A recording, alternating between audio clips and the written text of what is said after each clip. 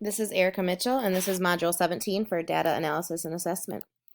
This flowchart is something I would distribute to staff members on how to analyze data in many different areas and many different types of data collected.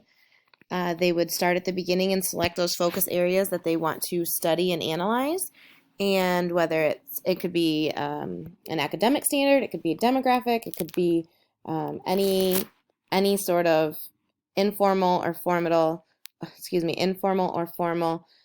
subject areas that they want to analyze. The next step is to gather that assessment data. That could be data that is used or that is pulled from state assessments or classroom assessments.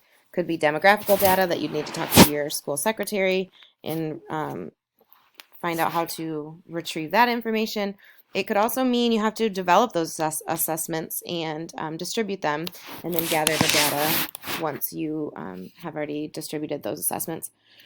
Then you need to gather the necessary people, the people that are involved with whatever area it is you are analyzing.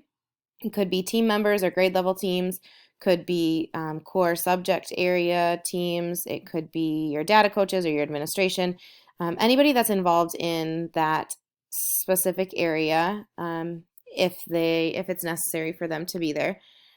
Gather them to analyze the data. Next is to look for commonalities. You can pinpoint those specific areas that stand out, what looks great, what looks concerning, any red flags.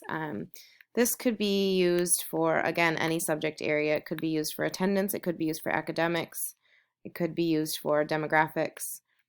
Discuss the patterns with your team members and what you notice. And then from there, you need to develop a plan for those red flag areas or those areas of concern, an improvement plan with how to access more resources, provide stronger instruction, or support teachers or students or families in those areas.